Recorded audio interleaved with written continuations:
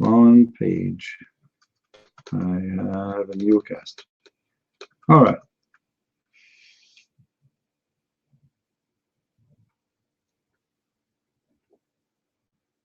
What we can do? YouTube crashed. I'm not sure why this happened. Anyway, Trump today, he said, I don't know who of you heard his speech. He said he will eliminate this radical Islam from the face of the earth. That is a president. The one before him, the first thing he did a week after he became a president, he went to Egypt, kissing the shoes of Muslims, praising Allah, praising the Quran, praising Muhammad. You know, whatever you want to say about Obama, he is a Muslim, he is not a Muslim, but that was a very stupid behavior and did not make the Muslims cool down. It made them actually flourish with their evil terrorism because they felt that we have a weak leader. And they were right. America is not respected no more. They knew. This guy, he said it clear to them, I will never attack you, don't worry about me. I have the biggest powerful army in this earth. But when I am a president, I will make them go to take a nap. Now we have a lion. No, he will not take action. I guarantee you. You see, actually, I just got the news. More than 100 of Al-Qaeda hit today by airplanes, American airplanes. They burned them alive. 100 in one hit. And when the Muslims they say 100, it's mean maybe 1,000.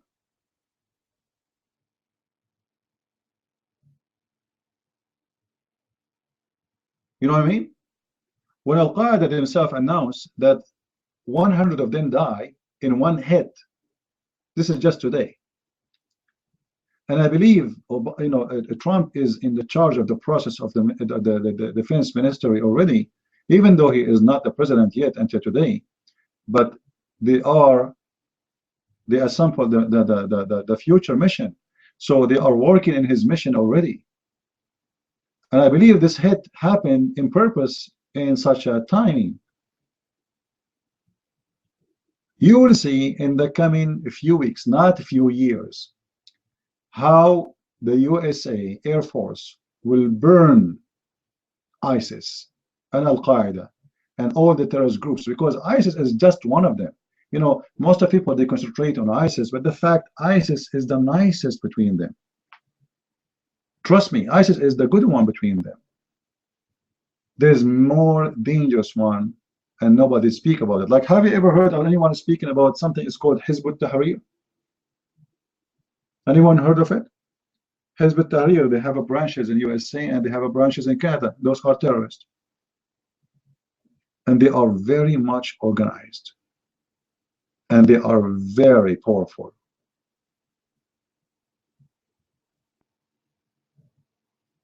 And they are spread all over the world.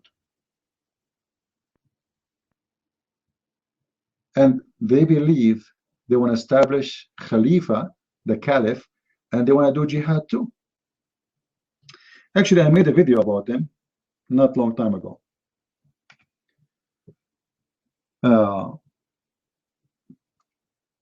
So yes, I believe that Trump, he will make ISIS barbecue. I say that maybe maximum of 90 days from now, you will hear a totally different news about the war in Syria and in Iraq. Maximum of 90 days. You see, Obama is in the White House for 8 years. When George Bush is gone, Al-Qaeda was demolished, ISIS is gone. There are smaller groups under the ground. The second Obama he came, they flourish, they spread all over. And by the plan of Obama, actually, he made them grow. He forced the CIA to give weapons to the Muslims in the Middle East. And those weapons, they always end in the hand of ISIS and Al-Qaeda. So this is how the game is. All of you heard that the US ambassador, who was the ambassador of the scumbag Hillary Clinton, was killed in Benghazi, right? But nobody told you what he was doing in Benghazi. Why US ambassador is even there? The whole country is in chaos. It's a wartime. It's a war zone. Why US ambassador is still in Libya? Because he is in charge of giving weapon to the Muslim terrorist, which is sent to Syria. And in Syria, it goes to Al-Qaeda and to ISIS. But publicly, they are sending weapon to the rebels, our friends. We don't have friends in Syria. This is why you see the scumbag John McCain. He went 4 years ago to Syria, and he took pictures with the terrorists. And when they ask him why they are saying Allahu Akbar and why they are wearing a signs in their head that says Allahu Akbar, John McCain, he said, well, Allahu Akbar means God is great. Obama and many of those who they call themselves Republican, they are criminals. They are drug dealers. They are mafia. All this war happened because they make a lot of money from it. The money will not go to your pocket. No, the country will spend money. The country will spend more than $500 million to pay the terrorists to buy them weapons. You pay for it, not Obama. McCain, he collect from his friends, the Saudi, the Arab, the Emirati, the Qatari. He collect the money from there. You always pay, and they always collect. This is why you see them, they were so much in love in attacking the Assad regime in Syria. Why do they want to attack the Assad? I mean, Assad is fighting ISIS and fighting Al-Qaeda. Well, this is a good scenario. Let the evil fight each other. What's your business? Why you want to take the side of ISIS against someone who is killing ISIS? It doesn't make sense. It does make sense because those people, they want ISIS to control the country. And then many countries will ask America to get involved and buy them. They will start buying weapons like crazy. Like, go and see how much Saudi Arabia, they start buying weapons since ISIS is flourishing. Emirates, Bahrain, Qatar, everybody is buying weapons because everybody is afraid of ISIS coming to their countries, spreading all over. So spreading a chaos is for the benefit of those who make weapons. And those who make weapons, my friend, they are not USA government. Those are companies, corporations. It's a business. War means business for them. Attacking Syria means business. Do you know how much the USA Army need to spend money for this war? So what Obama did was bigger than what people can imagine. And yet Obama is proud about killing Osama bin Laden as if he is the one who killed him. We killed one Osama. We have 50,000 Osama in Syria right now. We sponsor them and we made them alive and we give them the livestock they need. Today is a new day, and you will see what Trump is going to do. Count my words. Trump is going to burn those terrorists with no mercy. This guy, he don't care for something is called the human right and shish kebab and falafel and politically correct, and we can do that, we cannot do that. No, he know one thing, that war have to be won. It's a war. This is not a fashion club. The right and wrong in war is different from those who give you speeches. We send our army to Iraq, and when our soldier he shoot Al-Qaeda fighter in Al-Fallujah, we take them to jail. That is a shame. We send them to kill them there. Oh, no, no, we should not kill them. We should just jail them. Really? The same as you did in Guantanamo, you jail them for a few years and then you leave them and they come back to kill us again? Kill them. They are terrorists. Those people, they kill a lot of people already. You know, how come if somebody kills somebody in USA, we execute him? But a terrorist, we take him to jail? A guy who God knows how many beheading he did already? And then we release him?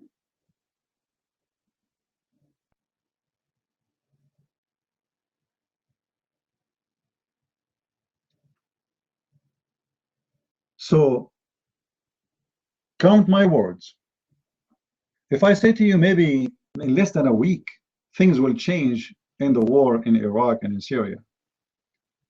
If I say to you that Al-Mosul now is shaking and ISIS are getting ready to run away because if a Trump became a president, I will not be exaggerating. You will see Al-Mosul is collapsing in less than 2 weeks or 3 weeks maximum from now. It's going to be a free city. Sometimes a strong leader is more important than a strong army, because a strong army with a potato leader is useless.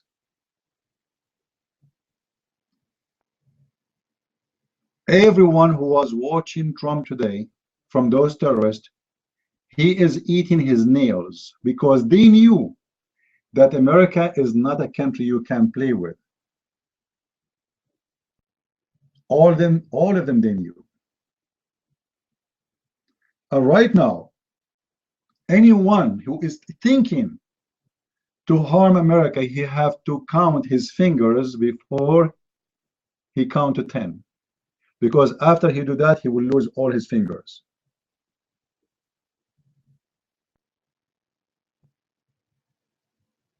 It is time to have a real leader, not a potato in the White House. A potato who bent down to everyone in his way. There's a huge difference between someone, he's trying to give us speeches about peace and peace. I can make tons of speeches about peace, but doesn't mean I'm going to bring peace. Actually, the best way to have peace is to prepare for war. Because that will make your enemy fear you and they will not get close to you. He is ready for war. Those who are ready for peace, they will never have it. You see, Israel is surviving today because of what? Is that because they are preparing for peace or they are preparing for war?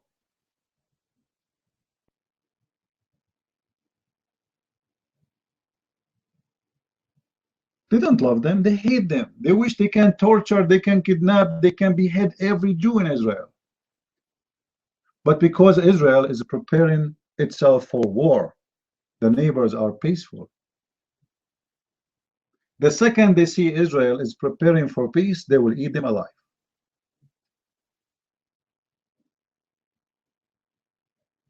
Prepare for war, not because you love war, but because this is the best way to establish peace. We have an army, not because we want war, but because we want peace. Imagine we take guns from the police. We take it from them. We say we do not need guns no more. Actually, some of those idiots, they are saying that already. They want the police to be without guns. If you remember when the terrorists they attacked in Paris and they attacked those journalists in their journal, they slaughtered them all. Then two policemen, they came in their bicycle and they looked like Charlie Chaplin in his time, the comedy movie, coming in the bicycle and they are beep beep chasing terrorists. And those two policemen have no guns. I mean, this is stupid.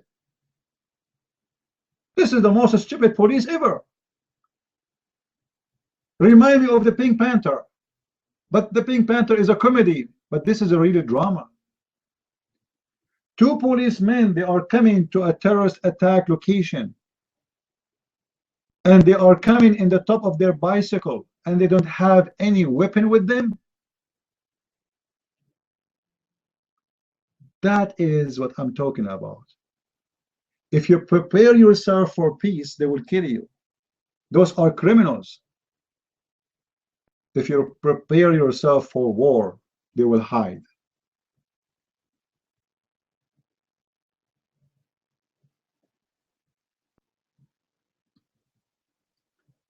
So we don't prepare ourselves for war because we love war, but because we have no choice.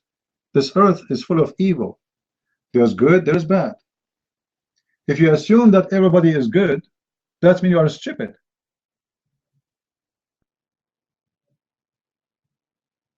Who of you want to leave his house and leave his doors and windows open? No one. Because if you do, trust me, even the one who is not a thief, you will make him a thief. You are inviting him to his house, to your house, to steal from you. You create thieves when you are stupid. When you show weakness, there's a lot of people that want to take advantage of you. When you see someone, he say to you, well, I cannot steal. And there's someone, he says to you, stealing is wrong. One of them is saying to you, stealing is wrong because he believes in that. The other one is saying to you, I can't steal because if I steal, I will go to jail. Which means if you take off the security of every bank, they will rob the bank in 2 seconds. If they knew that there's no police and no jail, you can imagine what will happen to banks. You see, if the society is behaving, even inside your own society, it is not because every citizen is a good citizen, but because they knew the consequence of doing crimes. So penalty and punishment and police and jail and army are exist for a reason. And if we freeze their duty, it means crimes will flourish. And this is exactly what happened under the time of Obama. Yeah, well, we will see. Actually, already today, 100 of Al-Qaeda got killed. Go and see the news. 100 in one hit, according to Al-Qaeda. And I assure you, if the Muslim, they say 100, it means 1,000. Do you remember, guys, when I made a video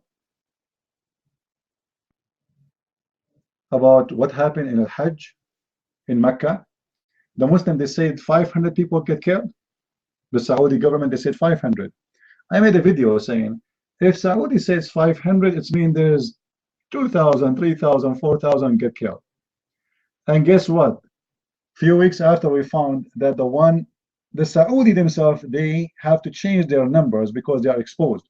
So they say 7,500 people get killed. From 500 to 7,500. That is Muslim news. Muslim news is as the following. When something good, they exaggerate on the good. As an example, if the government there created 1,000 jobs, they will say we created 1 million jobs. I remember once when I used to live in the Middle East.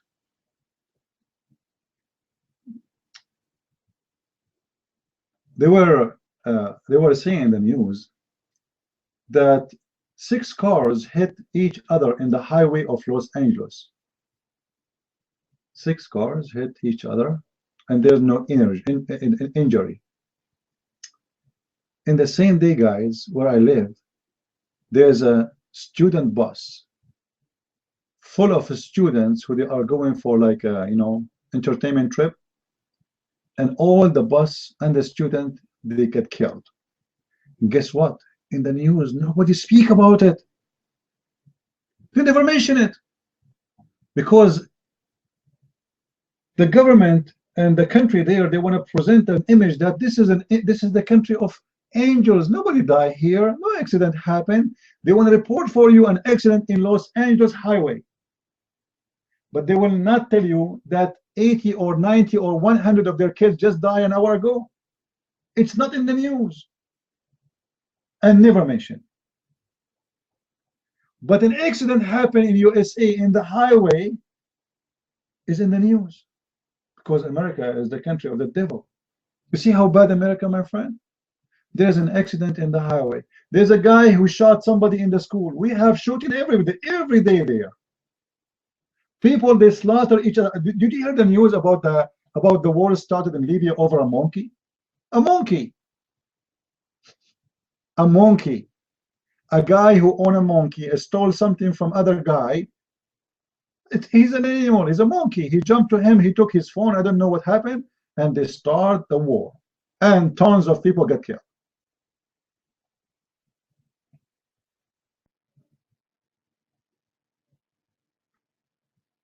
This is how it is.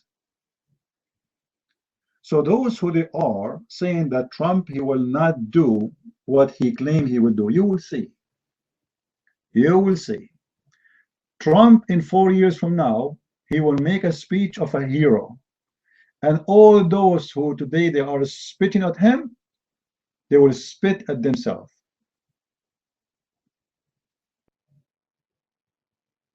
This guy, he did not need to be a president. He lived like a king. He did not need the White House. His house is bigger. He did not need the airplane of the president because his airplane is even better. This guy is different. And you can't bribe him. And you cannot buy him. And you will see what will happen very soon.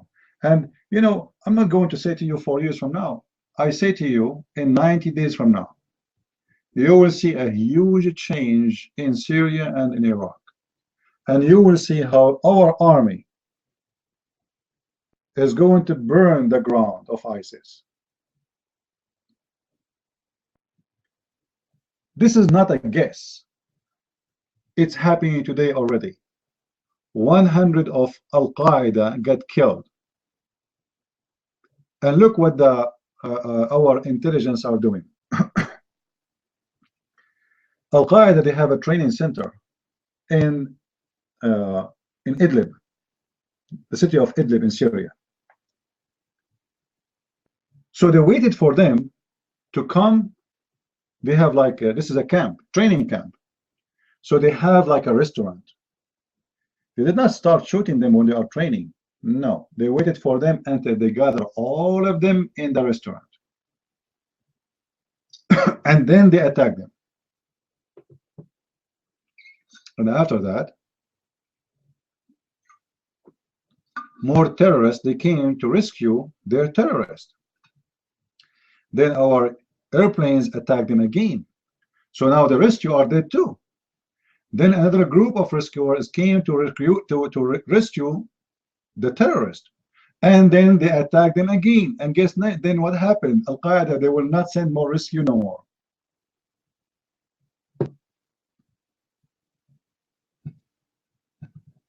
Without sending one soldier in the ground. Because we have technology, we do not need to sacrifice the blood of our soldiers. One drop of blood of our soldier is better than Allah and his prophet. We have technology nobody has. We can fight them, we can destroy them as if we are playing a game, even though this is not a game. But this is how easy it is. So if you think Trump, he can make it, it's mean you do not know what USA Army is. I remember first time when I joined the USA Army, I go in the field, the training field, and the ground is shaking. I'm serious, the ground is shaking. They are doing training of shooting missiles. You know, describing it is not the same as being there. If I say to you, the ground is shaking, the ground was really shaking. And I said to myself, if this is what happened here, what would happen where those missiles fell down? So those who do not know what USA Army is, you better try it.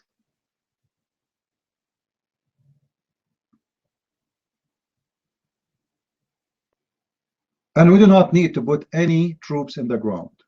And I'm sure Trump is smarter than this. We can fight them, we can defeat them, and already, you know, the Muslims, they are fighting each other. So all what we need to do, we hit who we need to hit, but we will not fight for the Muslims their war. The Muslims always, they are enemies for each other. Even ISIS and Al-Qaeda, they are enemies to each other. They want to kill each other. There's tons of Islamic groups, but all of them, they are terrorists, and they kill each other. So all what Trump he need to do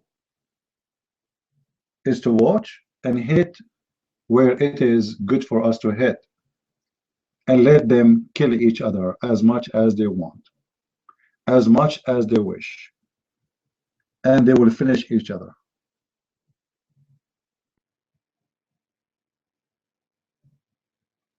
And this is why I say, just give it Trump 90 days from now, and you will see a great change in Syria and in Iraq.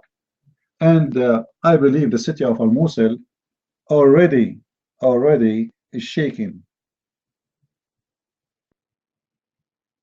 Sometime victory can be made by a speech before you go to the war. You see, Muhammad, he said, I was victorious by terror from the distance of a month. Why? Because he have his reputation as a terrorist. So those who have a weak heart, cowards, they get terrified. They give up the war. They don't want to fight because Muhammad is coming. The terrorist, the filthy terrorist, the criminal. So Muhammad, he won his war by a speech.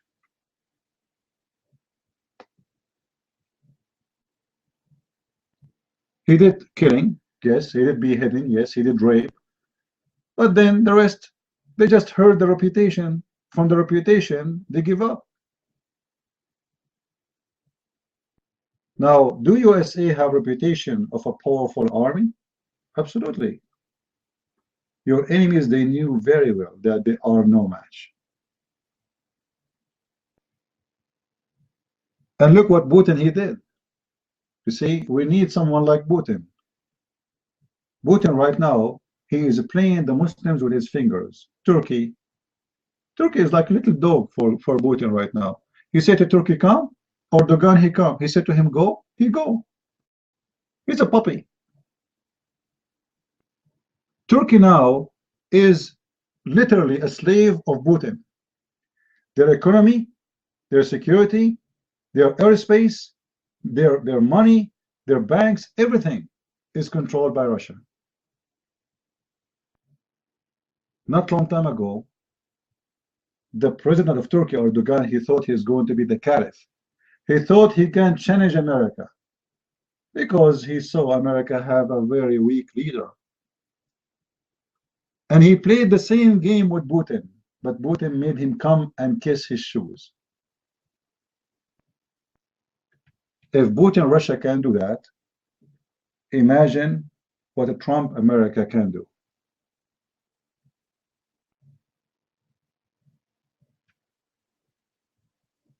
Putin, he present for me someone he work in the cirque, and he have a bunch of cats around him, bear, fox, wolves, and he trained them. And now every Muslim country is greeting Caesar, His Majesty Putin, because he showed them that Russia is not the one to play with. The Prince of Qatar, he go to, you know, nobody come to Washington DC no more because Putin in their pocket. They are not worried about him. They were so worried about Putin. Now you will see a big change. If you remember, the Prince of Saudi Arabia, his name is Walid. This is the nephew of the king. He's a scumbag too. When Trump he was going for election during his campaign, he called Trump's names. He said to him, "You are a disgrace for America and for humanity." When Trump he won the election, this prince he posed in his Twitter like a puppet. He said, "I wish you good luck, Mr. Trump." Like what?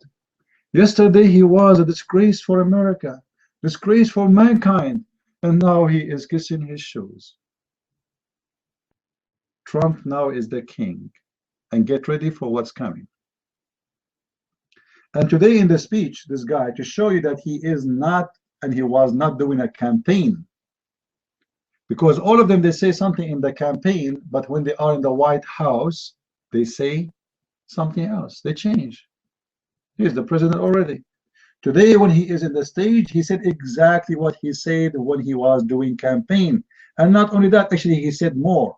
He said to the politics around him, all of you are a bunch of a scumbag liar who used the American for his own good, and you never serve America. This is today will stop. Today and now. And he said, I say to the radical Islam, I will eliminate you from the top of the face of the earth. Don't think those are speeches. It's going to happen, and it's going to happen very soon. The fire will burn, and our army will practice its power. And we have one of the most powerful army you can imagine. You don't know. You guys, you have no idea. Only those who serve in the army, they knew what kind of army we have. You have no idea.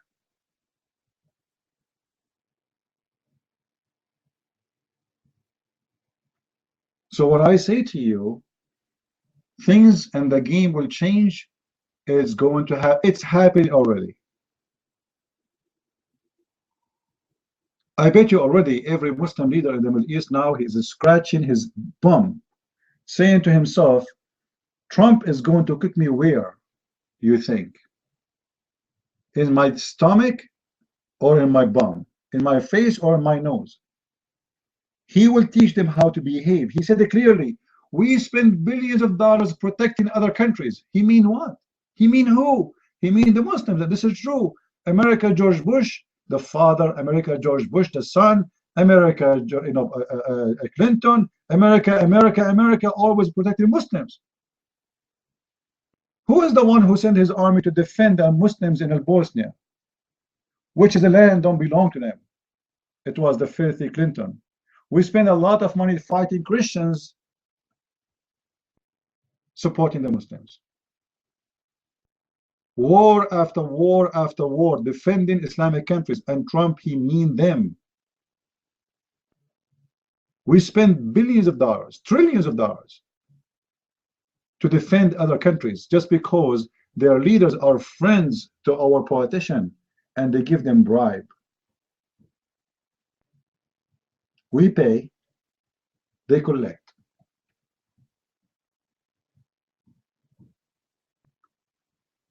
So that is over.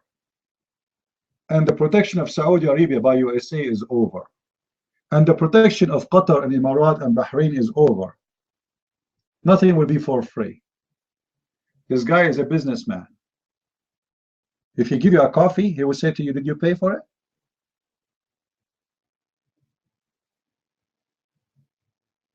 This is how it is. I will not be surprised if a president come to visit us in USA. Trump, he says to him, do you like to reserve a room in my hotel? You have to pay for it. This is a businessman.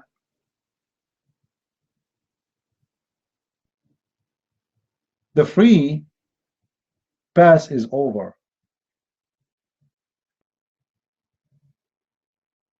And look at even the companies who they were shifting jobs all over the world. They are coming like puppies. Apple, all of them. Jobs are coming back. It's like a magic. This guy did not become president yet, and jobs are coming back. He is not there yet. That's why I say to you, my friend, speech can make a difference sometime if it's coming from a powerful president. If you convince people that you know what you say, then your speech is something. Mohammed Obama, he go on the TV every day, he make a speech every day, and ISIS don't care, Al-Qaeda don't care, Taliban don't care, nobody care. Many countries insult USA, they make fun of us, and nobody care because they knew that we have a president, he is a potato. I want to see who want to play games with USA after today. I want to see which country want to challenge us. I want to see ISIS flourishing after Trump. It's over. Well, Saudi is in the stage of collapse. Saudi now, they are charging their citizens for water, you know. In certain time in Saudi Arabia, water was 3 times more expensive from gas. You believe it? Saudi Arabia today, actually just yesterday I saw from the human rights website, they have like a study, and the study is saying that they were shocked about how poor the population of Saudi Arabia is. Yes, they are poor. They are very poor.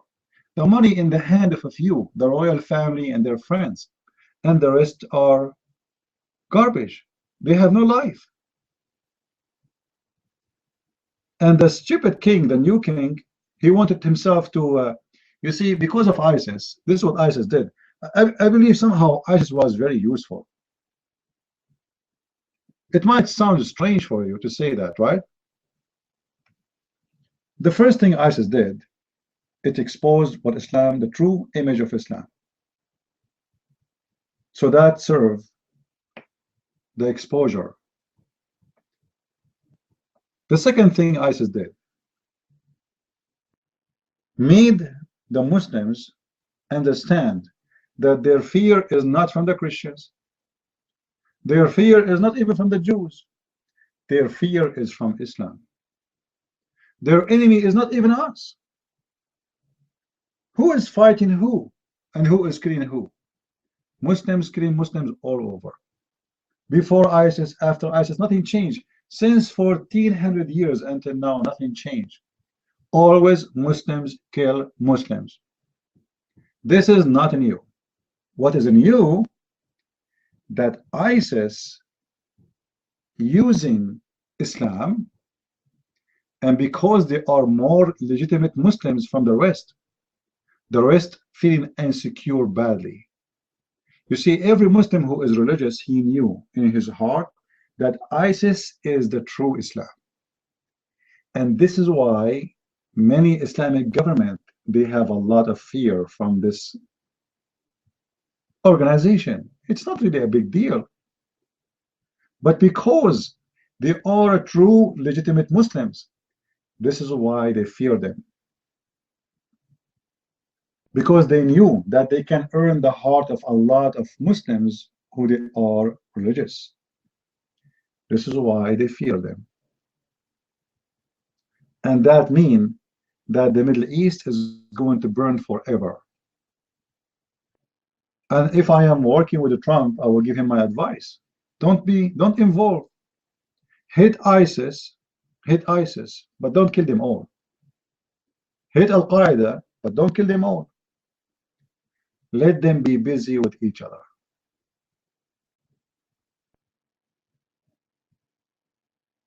Hit to be sure they will not grow. But don't clean the cancer, because the cancer is eating their body, not our body. The war in Syria cost hundreds of billions of dollars. and Saudi Arabia lost a lot of money, billions of dollars too, and Qatar and Bahrain and Emirat. And their currency is sinking and their economy is sinking. Let them sink. It is time for America to stop playing the rescue team. Those people, they hate us and they will not appreciate our help. So why you want to help? Let them enjoy their religion. This is what Islam teach. As long as they don't get close to us, let them have fun. So actually, I like Trump to destroy ISIS, yes, but I don't want him to destroy all of it, because they are useful. They are useful to show the Muslims how filthy Islam is.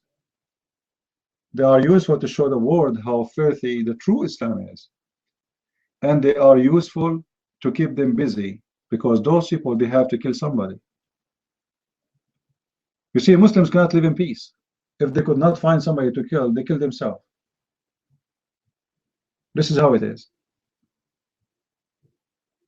If you strip them from the enemies, then they will attack you. You know, I saw a movie, I don't know what the name, I forgot, about a senator. He went to Afghanistan, the same as John McCain, scumbag. He went there and he made a speech in the front of the Mujahideen in Afghanistan, and he was saying to them, Allahu Akbar, we have God, they don't have God. You know, speaking to the Muslims, saying to them, Allahu Akbar. So America, at a certain time, they thought, if we sponsor the terrorists fighting the Soviet Union, that's for our benefit. And actually, the stupid Muslim, they think that Soviet Union lost the war in Afghanistan because of them. The fact is not because of them, because of America. The American, they give them all the weapons they need, especially the missiles which can take down airplanes. In less than a month, I think the Soviet Union lost more than 40 airplanes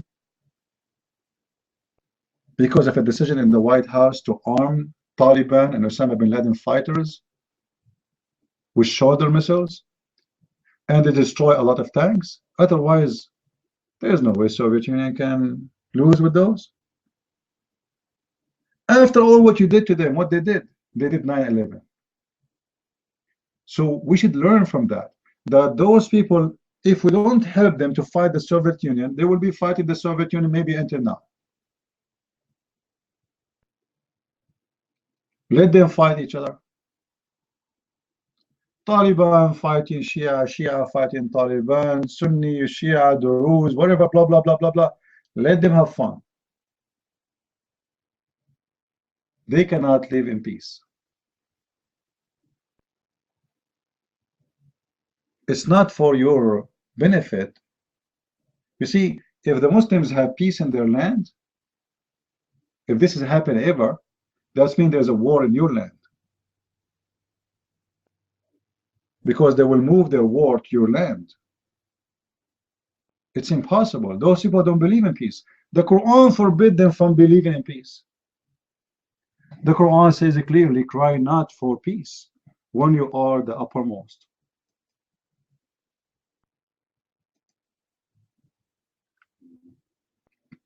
You cannot go for peace. So if you understand their religion, if you understand their logic, if you understand their target, and if you understand that those people, they need to have an enemy. You see, Muhammad, when he made enemies around him, he need enemies, because Islam will not be established without enemies.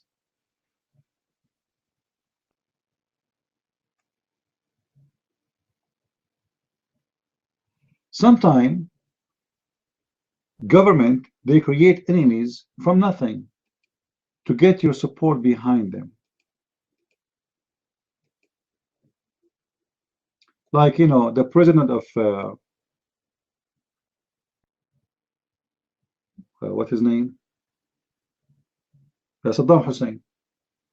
We want to fight Israel, army, Allahu Akbar, we want to free Jerusalem, Allahu Akbar, but he never fought Israel.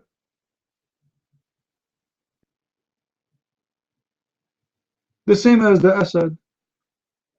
We will fight, we will free Jerusalem, we will free Palestine. They need an enemy, because by saying we are going in war with an enemy, and they are the Jews, which everybody hate them there, they will make everybody subdued. The citizen, they will say, our president is a good guy. He want to kill the Jews. So we have to stand behind him. So nobody questioned the president where the money is gone, why his family is getting so rich, why his brother he owned tons of islands, why he owned tons of hotels. Nobody questioned, because he want to kill the Jews.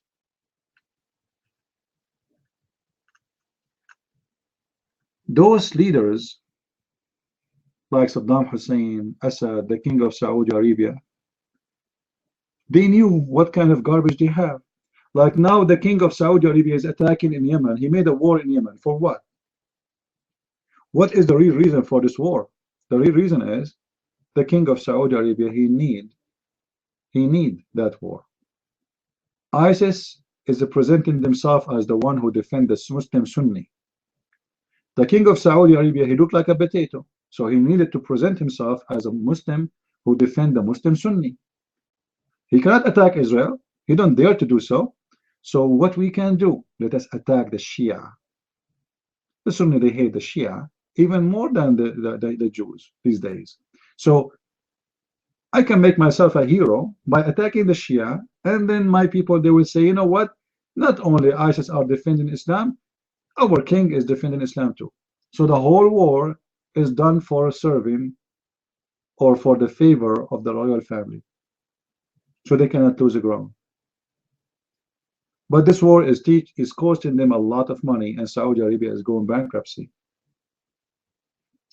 In chapter 47, verse number 35, the verse says, cry not for peace when you are the uppermost. Cry not for peace when you are the uppermost. A Muslim is forbidden to go for peace. It's against Islam. Muslims are encouraged to go for peace when they are not the uppermost, which means when you are weak, you sign an agreement with the army, with the enemy. You say to America, oh, we don't want to have war with you. We want to be friends, because we are not the uppermost.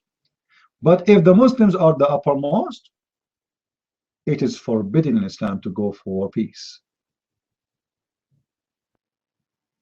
So the Muslims today, they have a peace agreement like Jordan, Egypt, with Israel, not because they love the Jews. Trust me, they hate the Jews to death.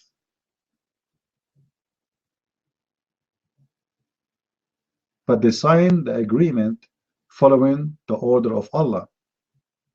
Cry not for peace when you are the uppermost. Today you are not the uppermost. Do what Muhammad did. Muhammad, he did sign agreement with the pagans. The fact he is a pagan. And when he got stronger, he made a chapter 9, verse number 1. He says, Bara, I wash my hands from all the agreement between us. Forget about it. Today I'm strong, you are weak, I will kill you all. And he killed them.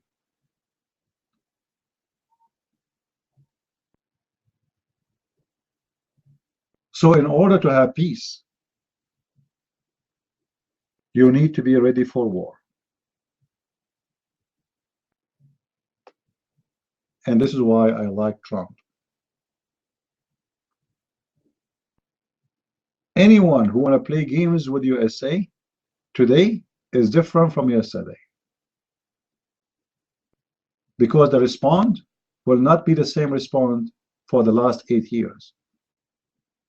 You see, when George Bush, he announced he will attack Saddam Hussein, and he did. Al-Qaddafi, if you remember, he gave up his panty in less than 24 hours. He told USA, I will give you my chemical weapon, I will open my storage for inspection, send your expert. The guy he hate America, he want to destroy America. America is the big Satan. Overnight, Al-Qaddafi, he took off his panty and his bra, and he started doing belly dancing for George Bush. He gave his weapon overnight. when they see that there is a leader is willing to do what is need to be done, this is what happened.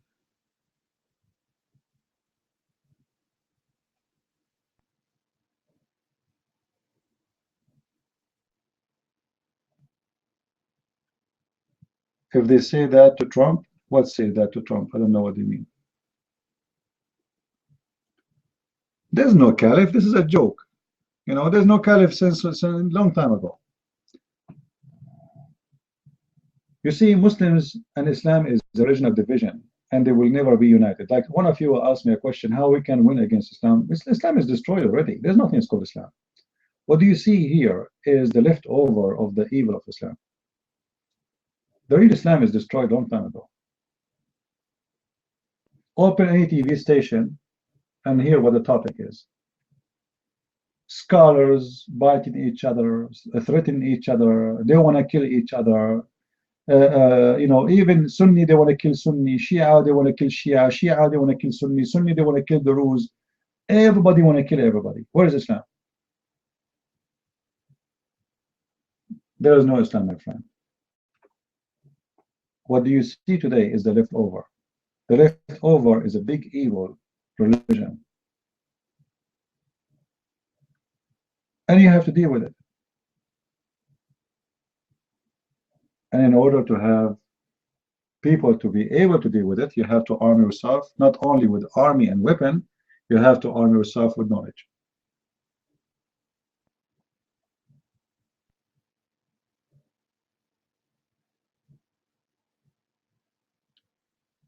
Do we have any Muslim here?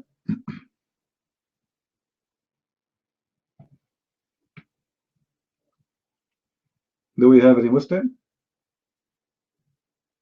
You know, today actually I was so happy. They get how many people they quote from the Bible, reading from the Bible? 8 people? I mean, that was astonishing, amazing, beautiful. Do you know how many times the name of Jesus mentioned in this ceremony? It was so beautiful. But if it was the choice of Obama, trust me, Obama, he will bring you someone to recite the book of the devil, the Quran. And I like it more when this funny rabbi, he starts saying the name of Ziyun. I mean, the Muslims are listening around the world. Did he say Ziyun? Did he say that the Babylon? Did he say that the Zionist? The Zion? Because this word would take them right away to Zionist. Oh my Allah! Did he say that? Yes. Live with it. Live with it. You don't like it? There's a cream. You can put it in your head, will make your face red. If your face is not red already.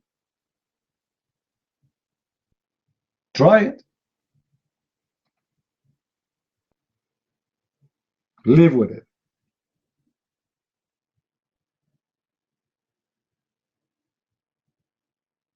Do we have any Abdul here?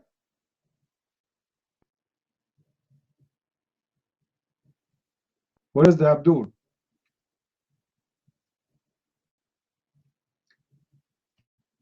You know, I made a video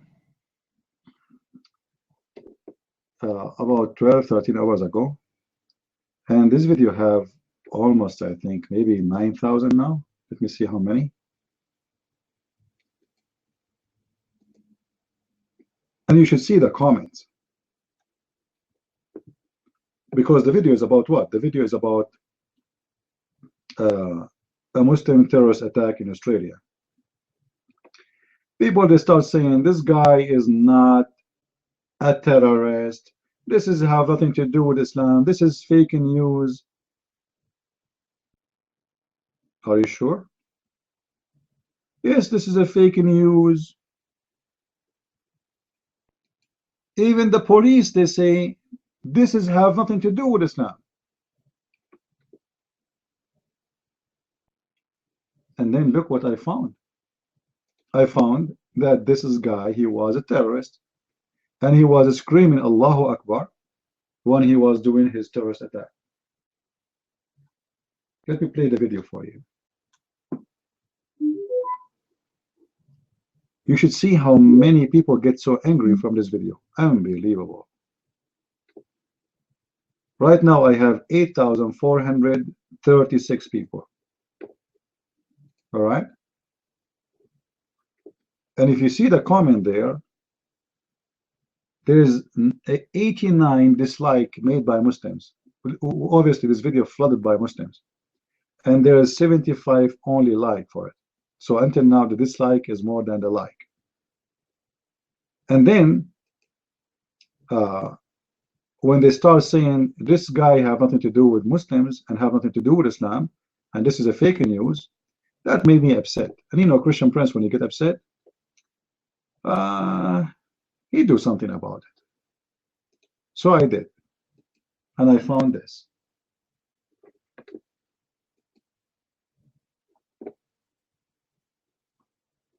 Let us play the video.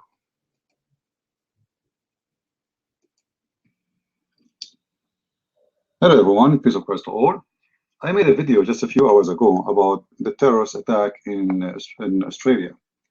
And there's many donkeys.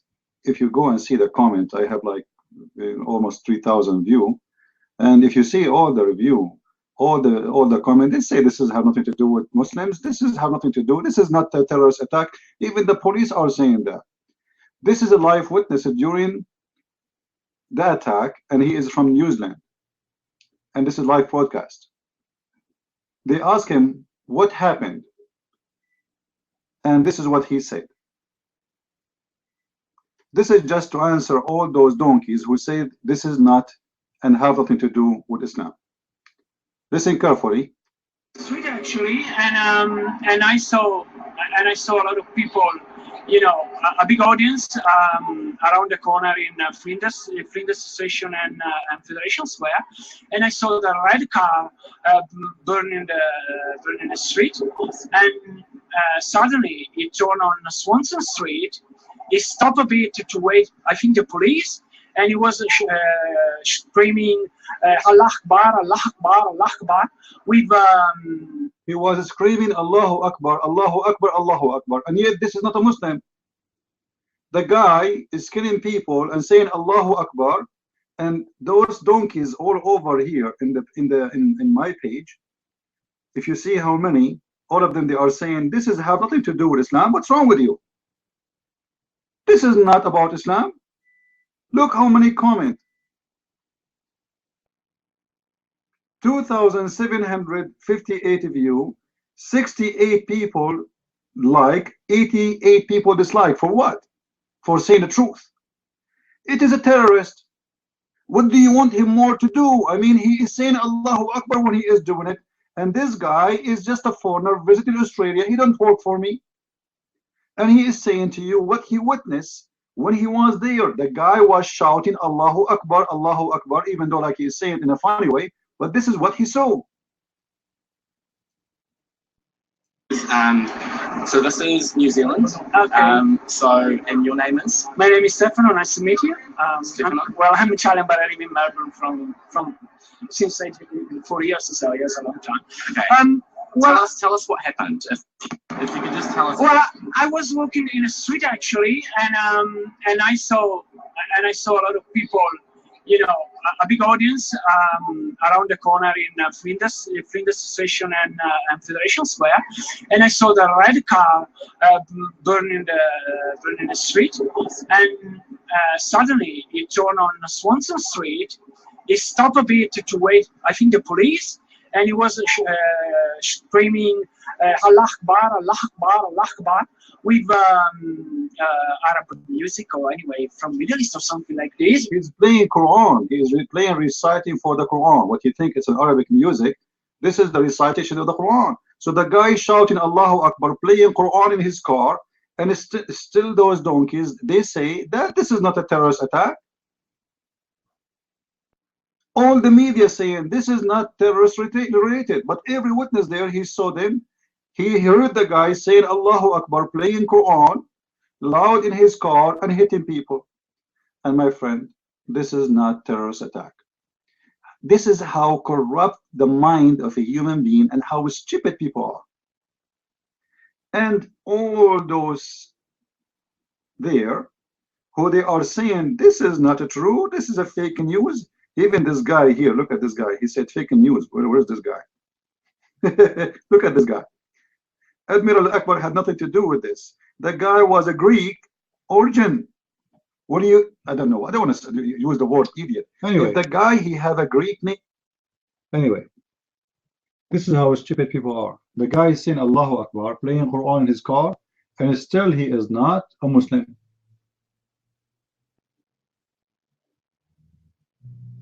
No comment. No comment. A man is driving his car. Sound familiar for you? A car, somebody driving his car, going between the crowd. Who do that?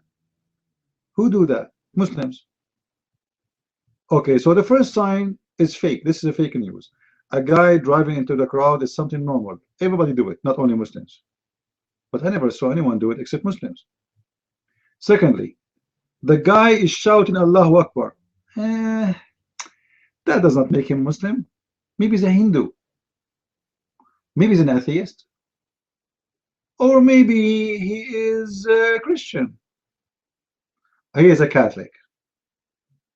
Oh, hold on. I think he's Jehovah's Witnesses. He cannot be Muslim. The guy is playing Quran in his car. Playing Quran in his car. Doesn't sound Muslim still. Maybe this is not his car. Like maybe he rent the car from somebody or he stole from somebody and there's Quran by chance. I mean, it doesn't matter what you say to them, still he is not a Muslim.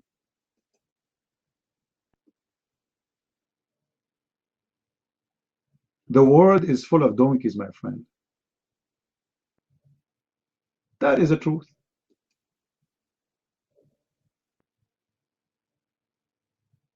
Like how many times you saw somebody come into the room here and ask me, Christian Prince, what is your religion?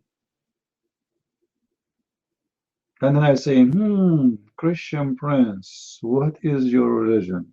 I mean, this is hard. Christian Prince, he must be Hindu. His name is a Christian Prince, but okay. All right. Intelligence sometimes is beyond your imagination. And it's all over around us. Now, do we have any Abdul here? Listen, Abdul, Trump, he won the election doesn't mean you disappear from my room. That is not an excuse. I don't accept that. This is not even fair. You have to come and you have to debate me. Muslims are trying to convert everyone to Islam.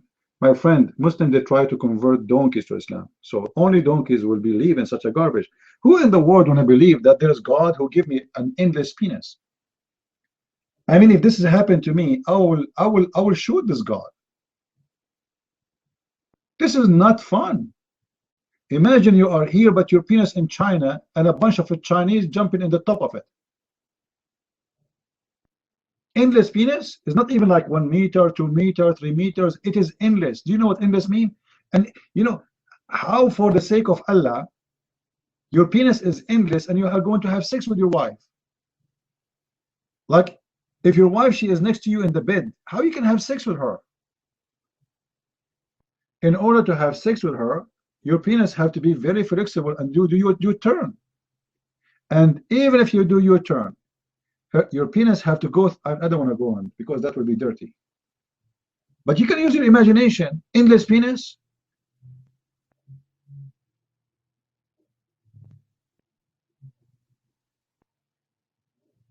Anyway, you know, endless penis. As long as Allah, he said endless penis, it must be endless penis. All right. Imagine a Muslim Abdul, he is sleeping in his back. And he receives a phone call from the what they call the USA airline control, FDA, if what they call them, if FAA. Please, please, please. Your penis is breaking our our aerospace. An enemy. Report. Call President Trump. A long, endless penis coming from the Muslim land. It is moving in the direction of the White House. Take attention. Prepare our nukes. And then our nukes, our missiles will shoot the penis. I mean, this Allah is really fancy God. He is not only the God of Muslims, he is the God of porn. Because obviously size doesn't matter for Allah. So when somebody says to me, Muslims are trying to convert people to Islam, that's because you people are not helping to expose this cult. Show them how stupid this religion is. What about having a wife, her ass is going to be 1 mile?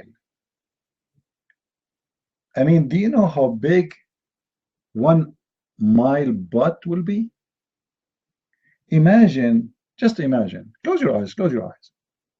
You have a wife and she have 1 mile butt and she decide to spoil you. She want to spoil you. Wife and husband, they can do things.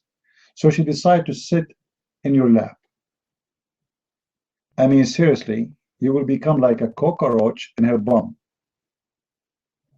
And your voice will not even come. She will say to you, honey, are you there? You will say, Actually, I don't think this will happen. Your voice will not be able to go through all the meat in the top of you. 1 mile butt?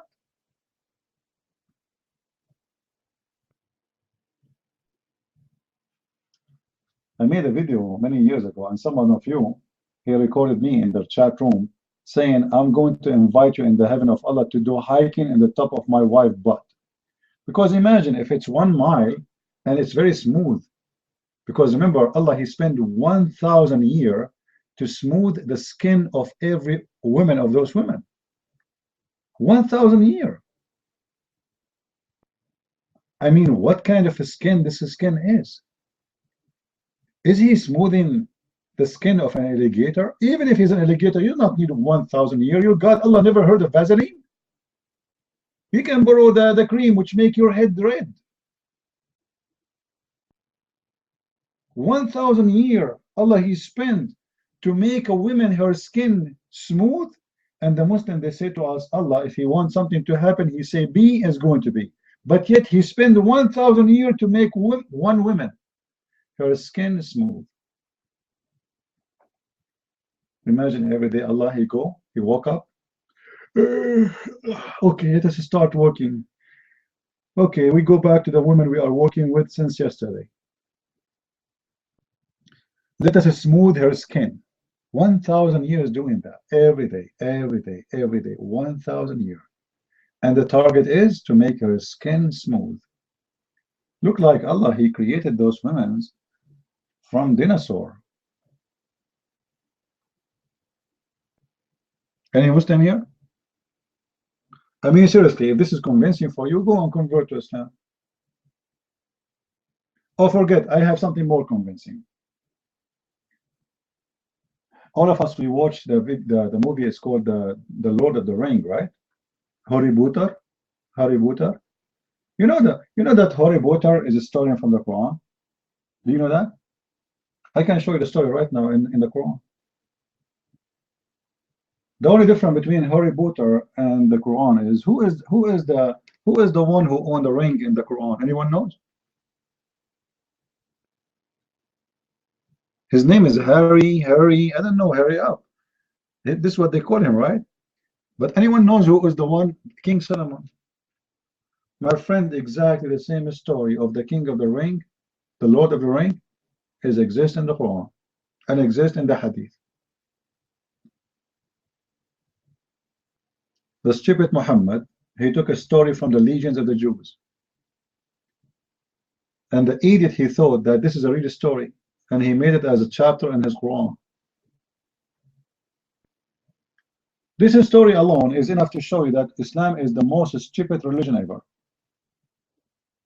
Just to refresh your memory, Suleiman was the king of Allah. Allah gave him a ring. Suleiman, he wore the ring always. And this ring, by this ring, he controlled his kingdom. He controlled the genies, genie in the bowl. The Quran even states that those genies, they dive for Suleiman to get him rubies and jewelries. And by the way, this is true. Me, when I used to live in the Middle East, I used to own some genies. And they dive for me in the sewage to get me all the rubies I want. Because in the Middle East, we throw rubies in the sewage. It's all over. However, we go back to the story.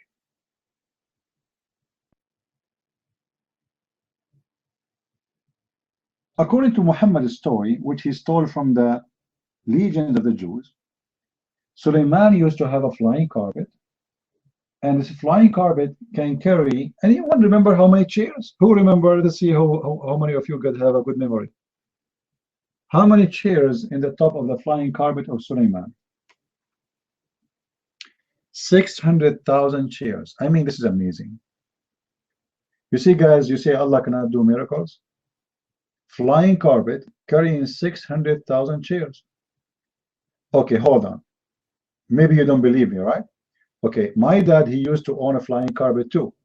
It can, but it's not the same good as Suleiman. It take only 999,000 chair, which means there's one chair is missing. This is why Suleiman flying carpet is better than my father flying carpet. And this is a true story too. You can find it in Sahih Bukhari, my friend. You can find it in the, come on, it's the true story. 600,000 chairs in the top of a flying carpet.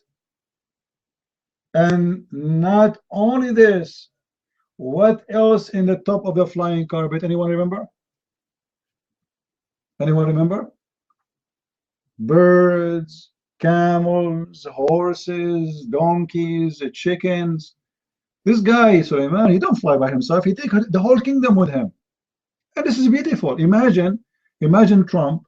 He built for us a flying carpet, and wherever he go, he take America with him. Just the 300 million citizens, we go on the top of a flying carpet.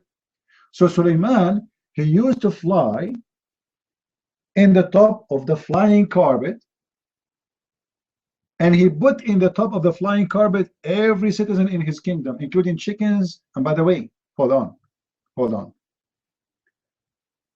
Do you know that Suleiman, he have generals who they are chickens? Do you know that?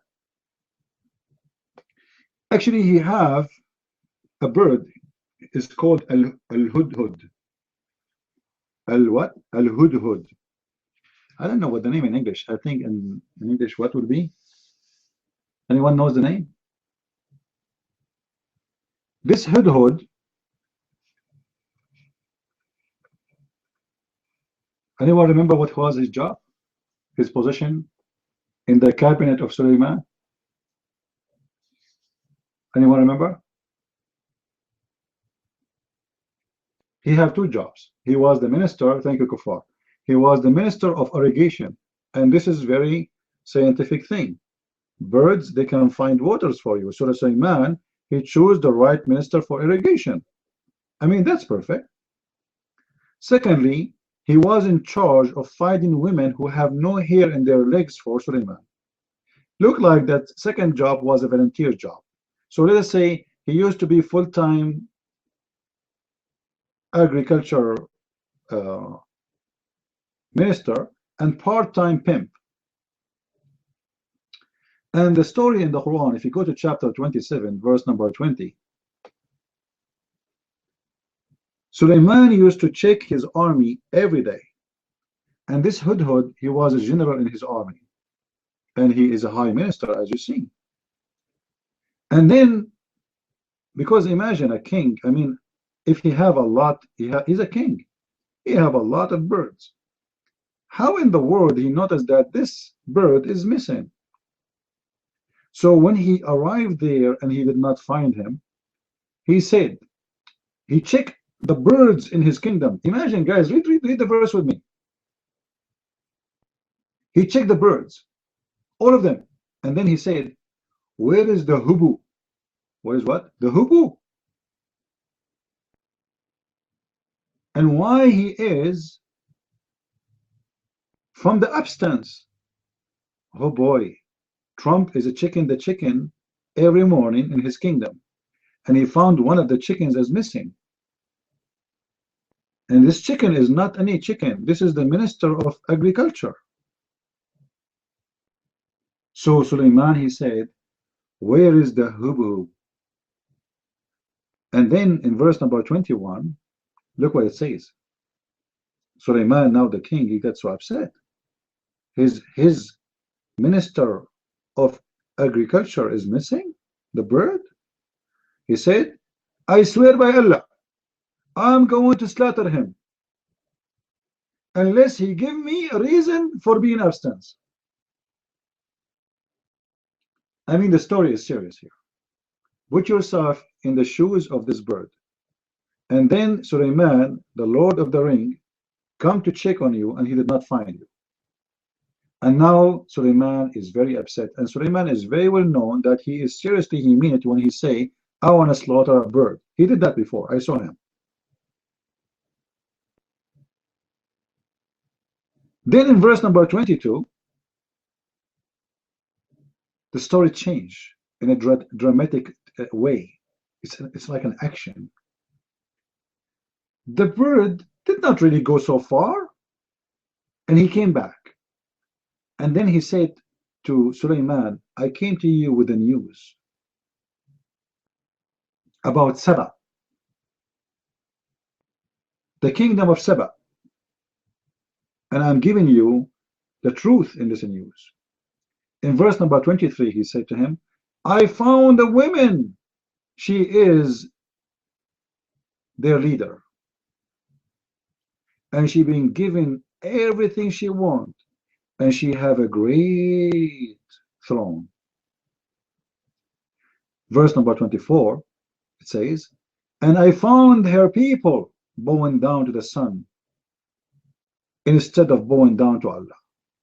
And Satan decorated for them that, so they will not worship Allah and they will not be guided. Here, guys, you see that the Quran is a book of wisdom.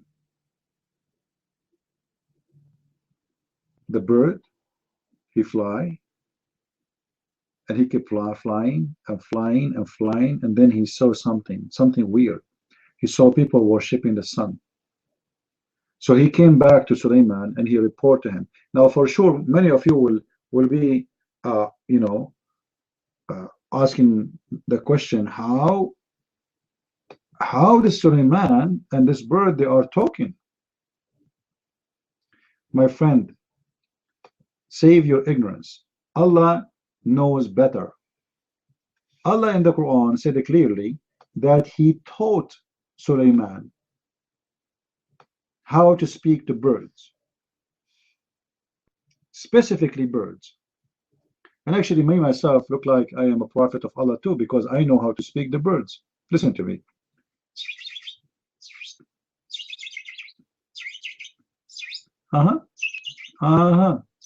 Okay. So Allah, he taught Suleiman the language of birds. So don't ask those silly questions about how Suleiman he learned and how he can speak to a bird and how the bird is talking to him. I know that you feel like you got busted because now your question is answered. Any Muslim here want to talk about this topic? About the birds speaking to Suleiman and he is talking to them? Anyone? Anyway.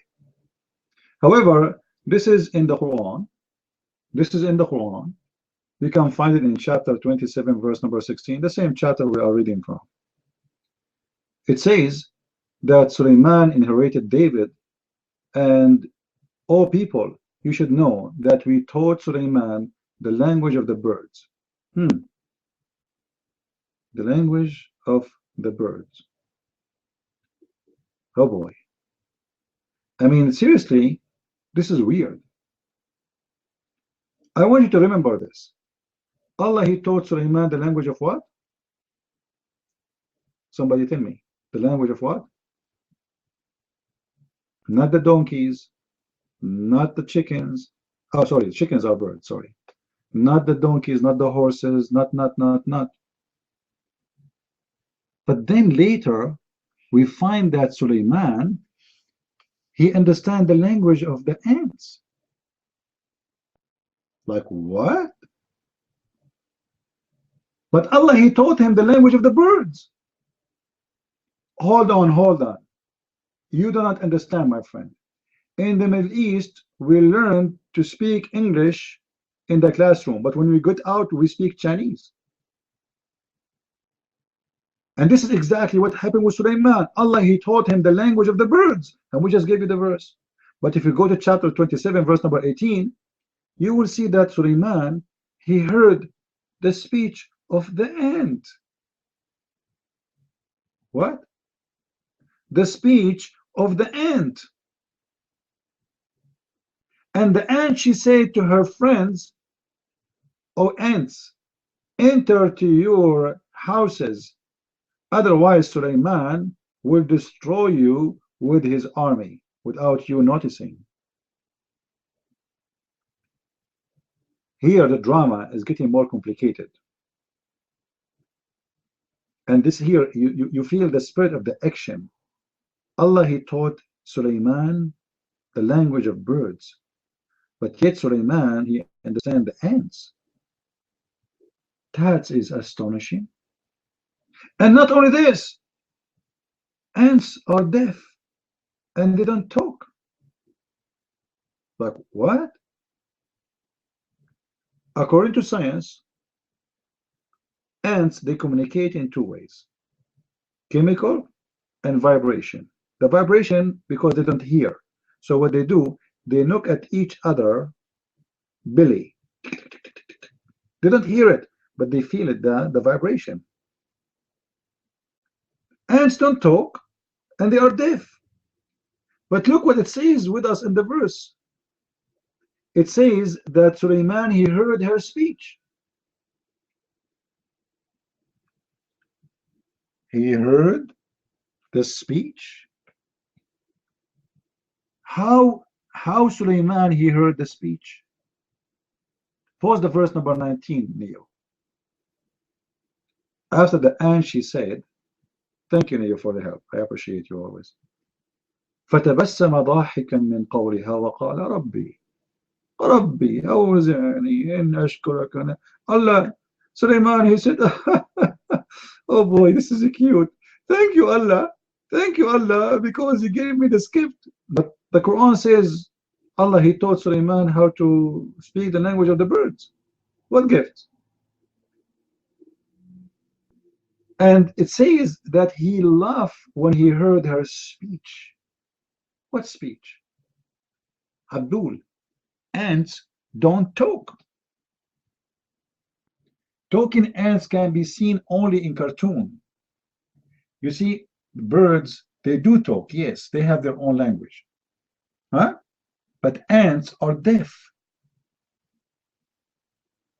They are not talking creatures. I mean, seriously, I'm sure many of you feel like converting to Islam right now. Actually, hold on.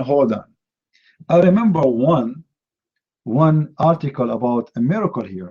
You see, I'm trying to ignore this miracle because I don't want you to show you how amazing the Quran is. You see, Christian Prince, trying to hide a miracle from your face so you will not convert to Islam. A Muslim, they made an article, and actually I think a video, about the word Namla. Anyone knows what Namla means?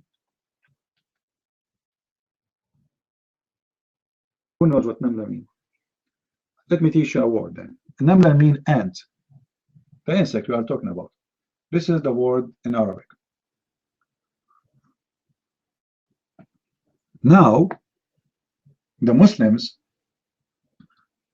they said, it's proven by science that the one is in charge of alarming and protecting the guard, the one who guard the other ants, the alarmed one, is female ant.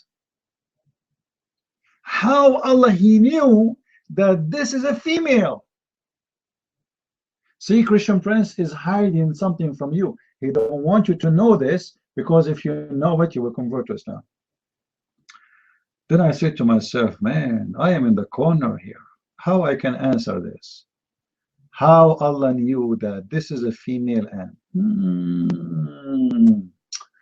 That's very difficult to answer. But guess what? In Arabic, we have only this word for ants. It doesn't matter if they are male or female. We call them namla. We don't have other word.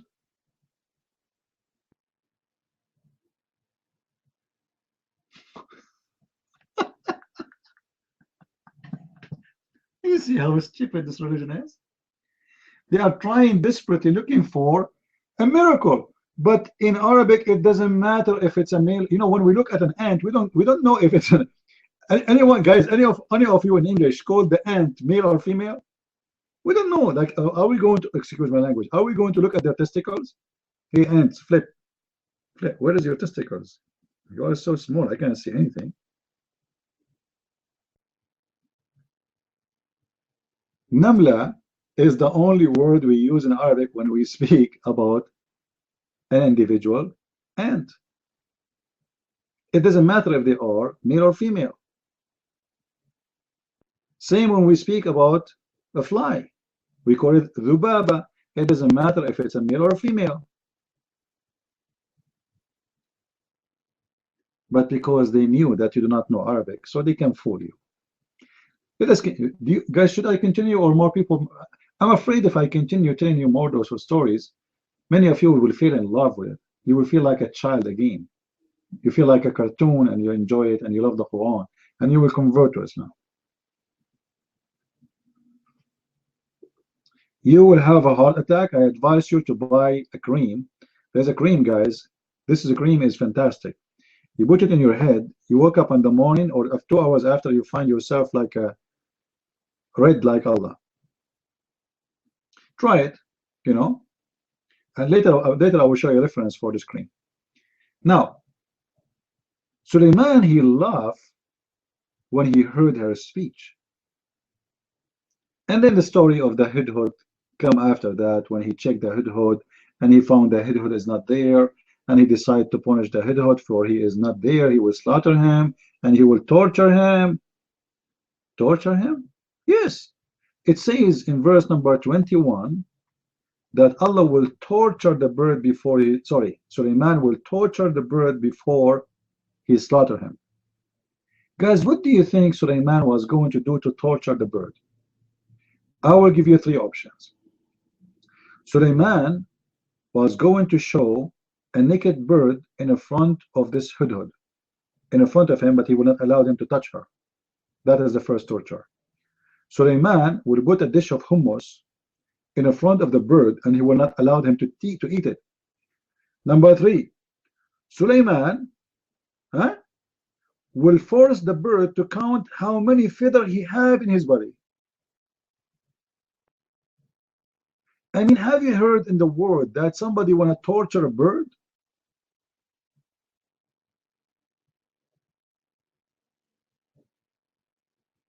Let us call Dr. Zakir Naik and ask him how we can torture bird. Ta-da-dun, ta-da-dun, ta-da-dun, ta-da-dun, ta-da-dun, ta-da-dun. Assalamu alaikum. Dr. Zakir Naik, a brother, we have a verse in the Quran, chapter 27, verse number 21. The verse says that the Prophet Sulaiman, peace upon him, he is going to torture the bird. Do you have an idea how he tortured him? Please, can you answer? Brother and sister, in chapter 27, verse number 21, it said that the Prophet Solomon, he said, if I see the bird, I'm going to torture him. And this is the truth. And actually, it's very well known now that the best way to torture a bird is to make him watch his wife cheating on him, by making love in front of him to other birds. Thank you very much. Thank you. God bless you. Allahu Akbar. Allahu Akbar. Like, what the heck? We will make this bird watch his wife cheating on him with other chicken? And this is the torture? I mean, this is amazing. I don't know. I don't know what to say. But you guys don't know the wisdom of Allah.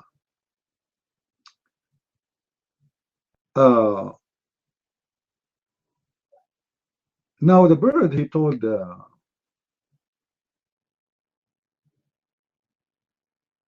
told Sulaiman about this woman.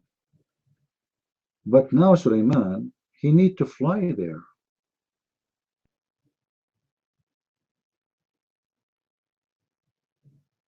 And Sulaiman, he wonder how he can get this woman and her throne. See, Sulaiman was a thief. The Muslim Sulaiman is a thief like Muhammad. So he want to get her throne. If you can pause for me, verse number 38, Neo.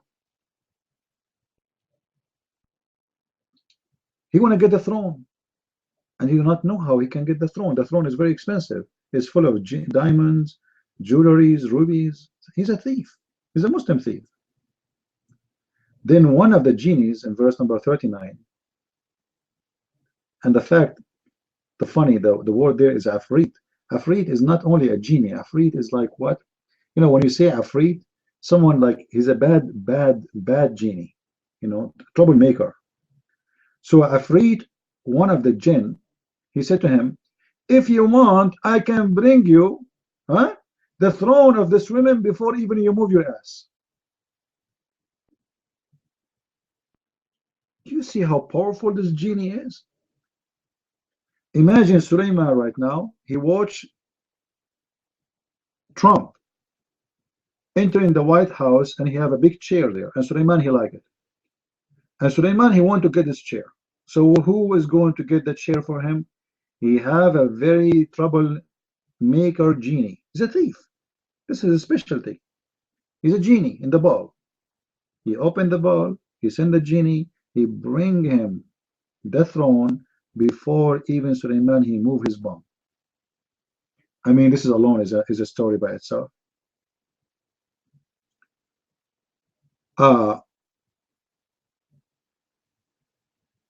Another one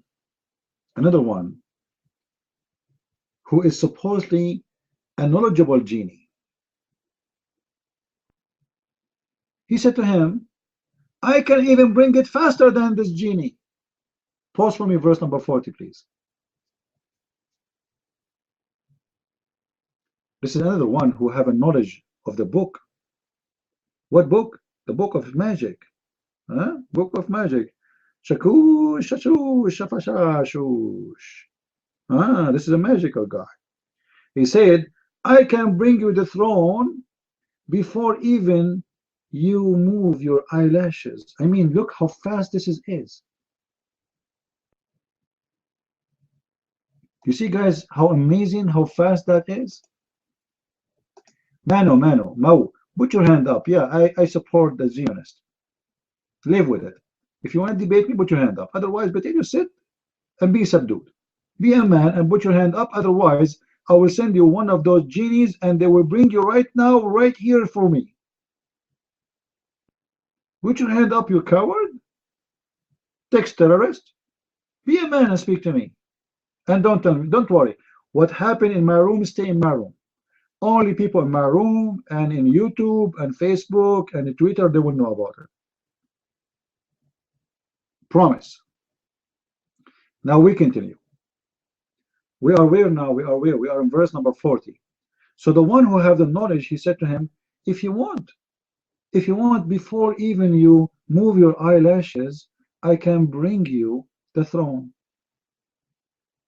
I mean, guys, do you see how much the one is serving the king Sulaiman, they are powerful? One, he can bring the chair before Sulaiman he move his ass. The other one, he can bring the chair before even Sulaiman he blink his eyes.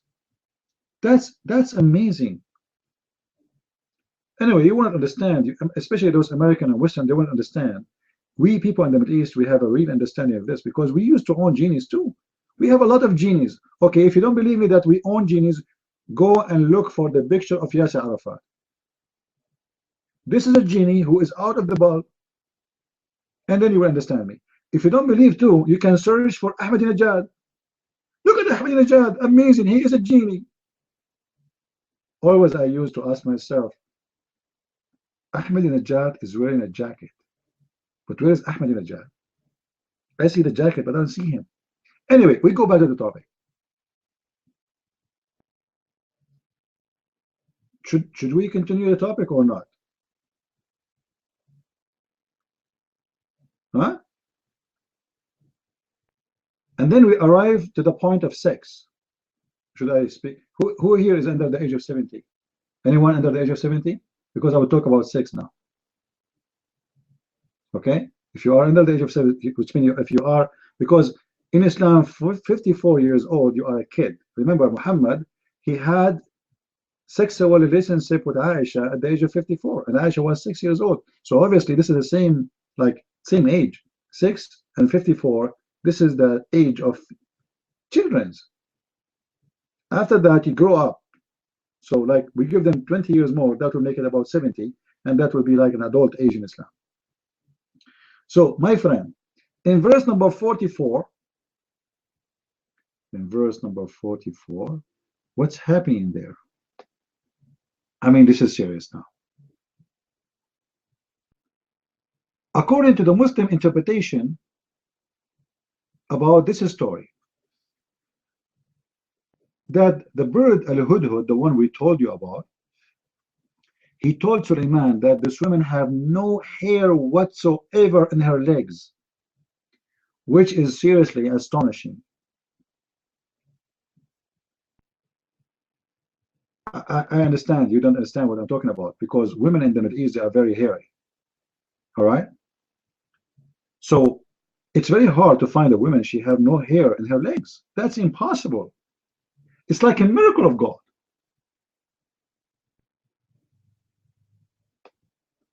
So Suleiman is going all the way to find. Good for you, Office. God bless you. Welcome in my room.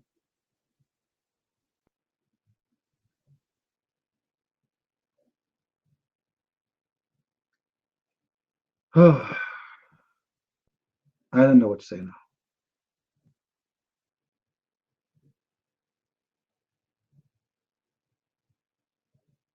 According to Tafsir al-Baghawi, Suleiman, he wanted to look at her legs, but he is shy to ask her to lift up her skirt. Do you see, guys, how decent Suleiman is? Like there's a woman around in front of me, I want to badly look at her legs, but I'm shy to say to her, can you lift up your skirt? Very polite, extremely polite. And then, while he was doing this,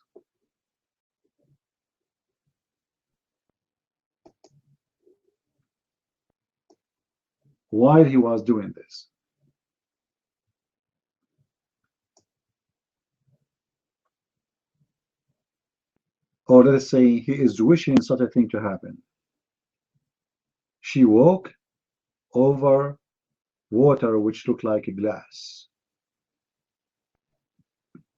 And then he was able to see the reflection of her legs.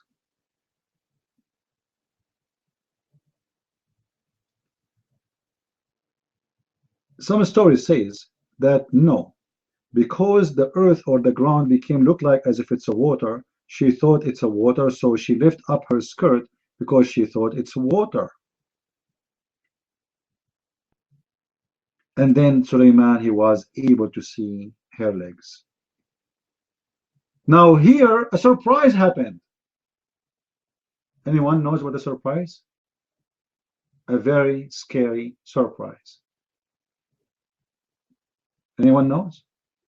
Remember the bird, he told him that this woman, she have no hair in her legs. But when she lifted up her skirt, Suleiman, he saw that she is very, very hairy. I mean, this is a real drama.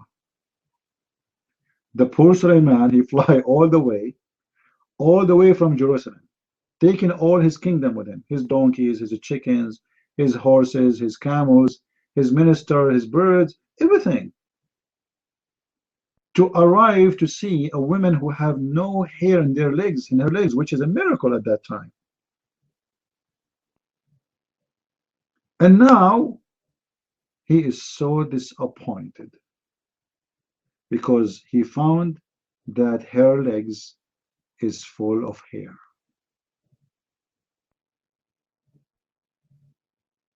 Guys, you will not understand the situation unless you put yourself in his shoes. Imagine you are Barack Obama and you are marrying Michelle Obama, and now it's your wedding night, and Michelle Obama or Hillary Clinton, they take off their skirt. And then what you find? A lot of hair. Imagine what can happen to Obama and Clinton. No wonder that this guy was going around with Monica Lewinsky. That is really disgusting. The dream of his life, to find a woman, she have no hair in her legs. He find that she is full of hair. But guess what was happening? Anyone knows what happened? Why she had a lot of hair?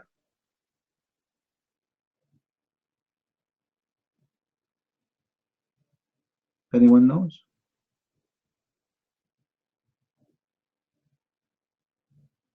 Because the genies, the devil, the shaitan, the enemy of Suleiman, peace upon him, he made her look as if she is full of hair, so he will hate her and they will not fall in love together. Because, my friend, there's no way a love can happen between a man and a woman if the woman, she have a lot of hair in her legs. Take this advice. If you are a woman and you want to be in love with a man, the first thing you need to do, you get rid of your legs hair.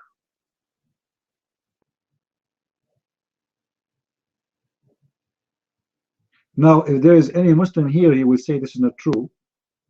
Challenge me. And I will provide all the reference and the interpretation from your books. Now, the story, by the way, about the Queen of Saba is more complicated,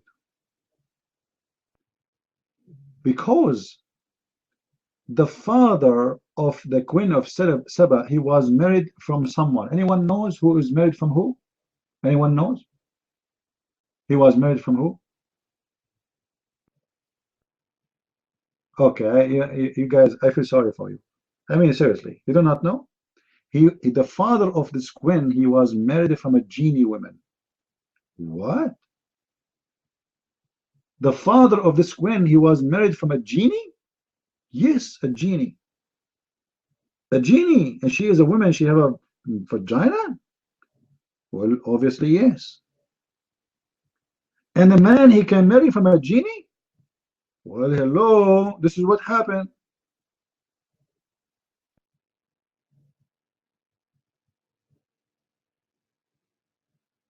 In different story, it says that the reason that the father of this queen, he did marry from a genie, that he used to work as a minister for a king. And this king, he used to rape women. And this minister, he is very jealous. And he knew that if he marry a woman, this king will rape his wife. So he decided to marry a genie. I mean, this is very logical. Son, if you can prove it, you are the winner. Can you prove it? That my God, he did marry to his own mother? Prove it. Either you are stupid or you are stupid. In the best scenario, you are stupid. So guys, think about, I mean, the story here is very, very strong.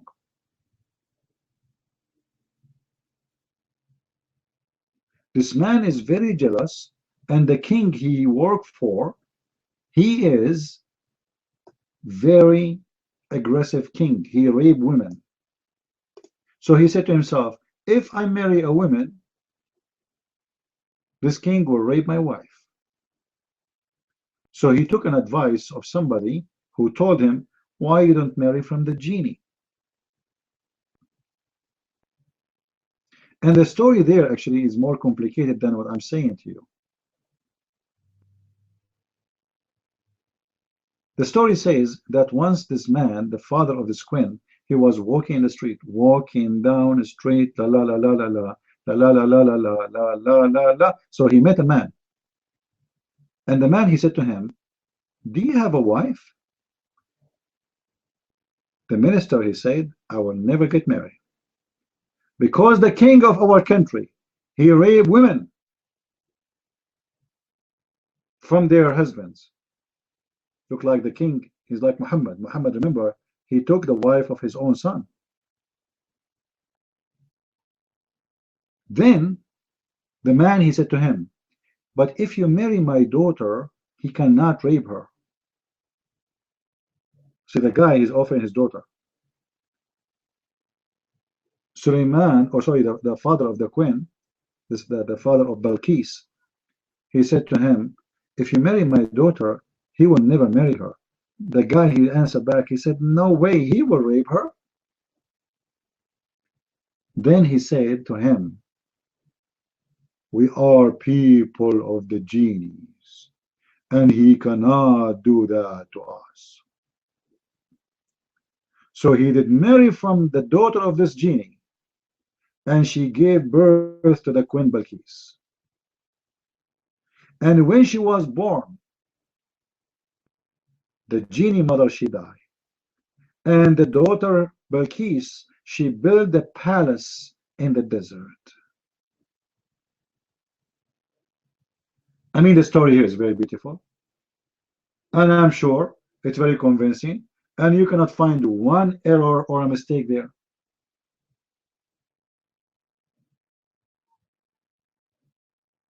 Right?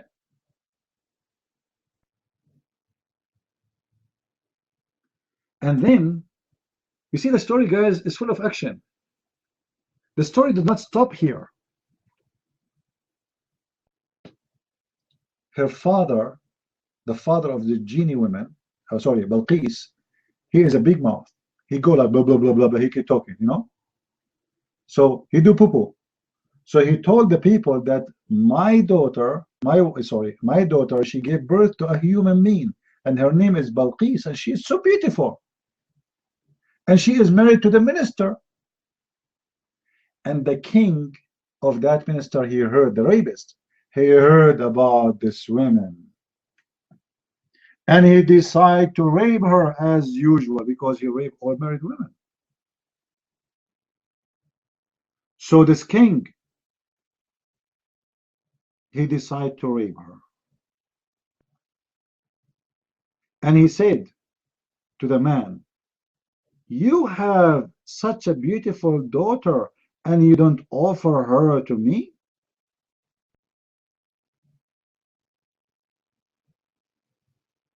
Some stories that he said that to the minister, because the minister, he claimed that this is his daughter, this is not his wife.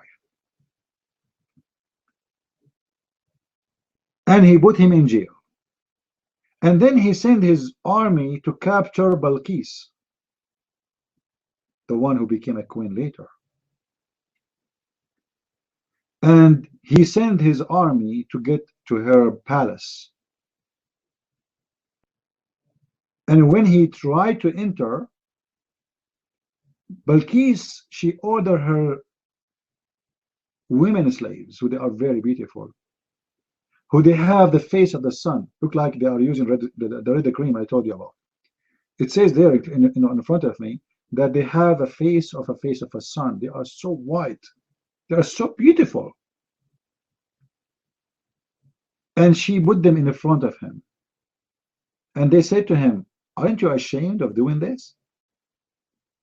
Our lady, she said that to you? You are going to enter inside with your men? In the front of your men?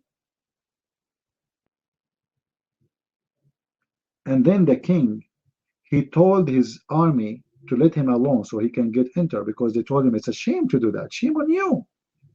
You see, guys, the logic? I mean, the story here is there's no fabrication, no way. I can make, I wish I have money. I can make a very beautiful movie about this story. So they told him, aren't you ashamed to enter the house upon this woman and the queen and she's alone? Balkis. So the king, he agreed, and he ordered his men not to accompany him, and he entered the palace alone. And when he entered, she closed the doors. Guys, are you ready for the action? Are you ready for the action? When he entered inside the palace, she closed all the doors and the windows, and she killed him by her shoes. And guys, I warn you 1,000,000 times that women's shoes are very dangerous and they can cause a fatal casualty, and you should be aware of that. I'm not adding any word. I challenge any Muslim to say this is a lie. I will show the reference right now, and I will force you to read it. Any Muslim here? Any Muslim don't believe? You know, I have to be honest. It doesn't say it's high heels or anything. I cannot fabricate like Muhammad now. All right?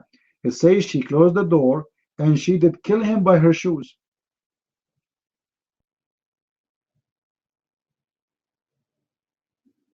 And I know many men, they get killed by shoes. This is true.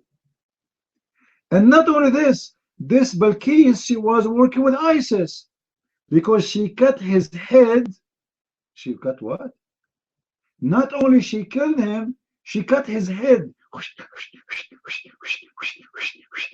Allahu Akbar. And she made a video about the story in front of me. I'm not adding a word.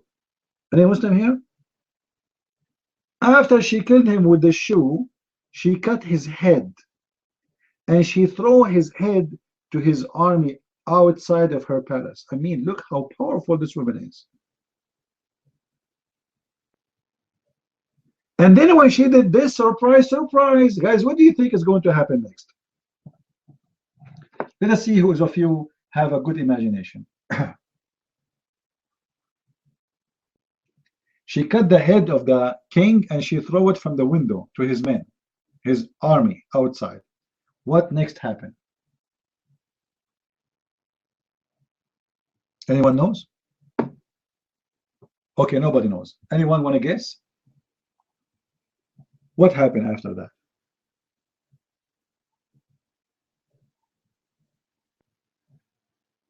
Come on, somebody guess.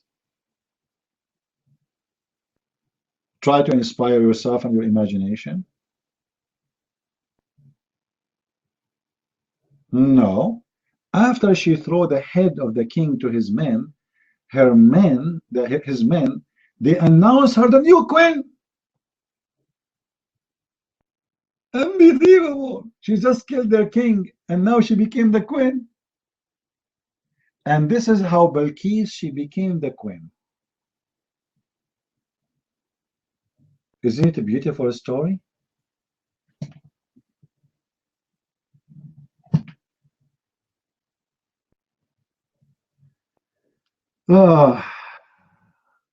Trump is walking. All right, well, let us see what Trump is doing now. I mean, Trump, you see, if Trump, he heard those stories, he will leave the parade, the parade, and he will come over here to listen to this. Who need to walk there? Our story for Trump will be more important. Let us see what Trump is doing. Trump, where are you? Do you guys want to go and watch? I don't mind, seriously. If you want to go and watch, we can close the room and give you a chance to go and watch. Yes, she cut his head off, and this is how she became the queen. So if you are married, you better watch from the shoes of your wife, and she might cut your head after she killed you with her shoe, and she will throw it to their men. And no, I cannot do that because that will not be legal. You see, when you broadcast, um,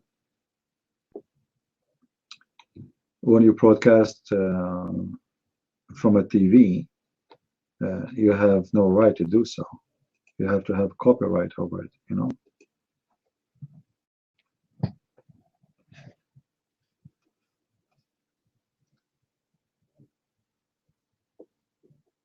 All right, guys. All of you want to watch the parade, and people they are interested of this. So I'm going to close my room for today.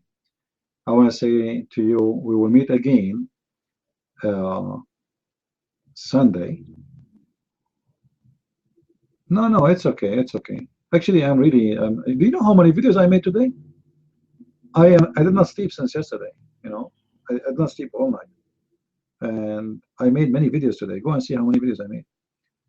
I have a podcast very early in the morning. Most of you were asleep. Yeah. So, Cole want to say something. Cole, you're on mic. Go ahead. What do you say?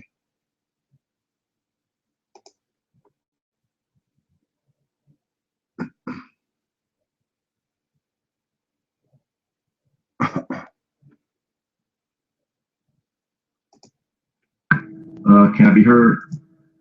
Can I be heard? Okay. Yeah.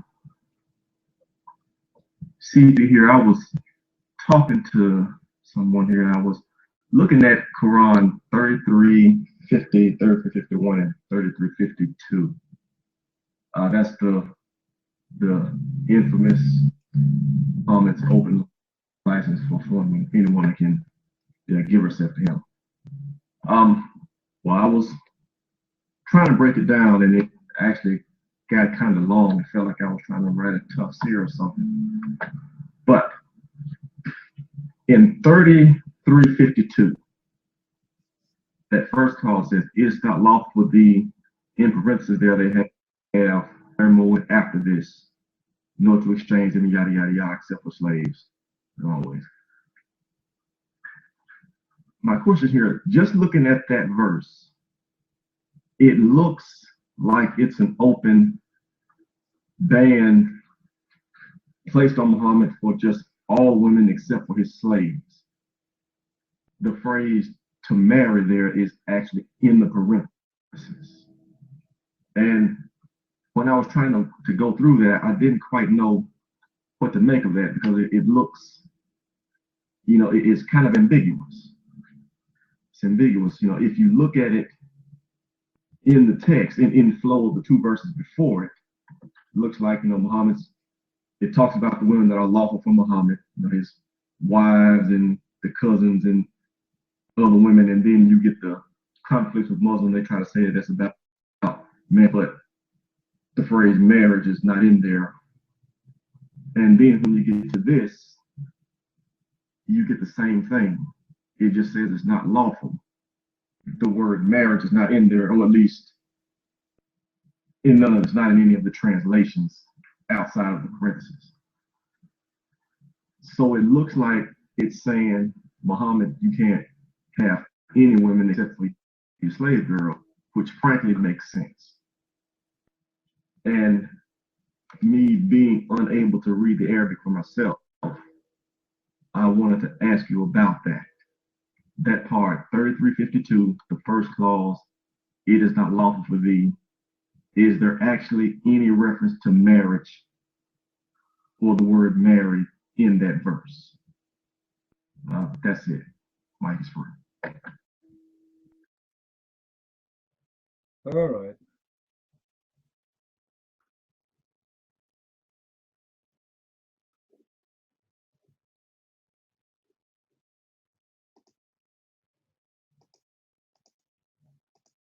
All right, cool. Just remind me, next time we open the chat room, we will go more in details about this one. But as I told you always before, the word marriage is fabricated many times in the Quran. However, in order to prove our point, we have to give some reference. And today, because people, they want to watch Trump and they want to watch, etc. And actually, me myself is kind of tired because what happened today, one of my wives was chasing me with her shoes, and she tried to do beheading for me, as what happened to this king today. So I'm really tired of running away from my life because of those shoes. And this is my advice for everybody: don't ever marry a woman she wear high heels, even shoes. You put condition on her. She have to wear nothing in her feet. This is the only way to stay secure and safe. Otherwise, you will end the same as what happened to this king who lost his head because of a woman's shoe. And if you notice, the security service, when they are working with Trump, they are watching carefully his wife because she is wearing high heel shoes. They are not worried about ISIS. They are worried about her shoes. And this is why you notice that when Hillary Clinton, she get inside the place, all the security service, they were looking at her shoes. And the camera was focusing there. Like, you guys, you have no idea how much the security service is worried because of the shoes of women around Donald Trump. May Allah save him from the shoes of women. With this, I want to say thank you for being here. I will try to open tomorrow. You want me to open tomorrow? We open Sunday always, right? But I will try to open tomorrow if we can. All right? So I want to say thank you for being here today. Go and watch the TV and enjoy Trump. And we pray that Trump will be successful and he will do what he said, especially he promised today. And I don't believe this was just a talk. I believe he will do it, and you will see. He is going to eliminate the filthy terrorist from the face of this earth. And let us see what will happen in the coming 90 days. Not 90 years, 90 days. Just watch. And by the way, just today, our beautiful army killed 130 terrorists of Al-Qaeda in one hit. And the number is counted by Al-Qaeda. So when Al-Qaeda says 100, God knows how many. So thank you. And God bless America, and God bless all countries who they wanted to be blessed by the Lord. From all nations, from all color, from all ethnic, from all languages. He is our Lord. No borders with the Messiah. He is for all of us. He is the King of Kings. All kings, they work for one king, and that is the Messiah. And with this, I say Christ is Lord. Islam is false. And see you soon again. Thank you.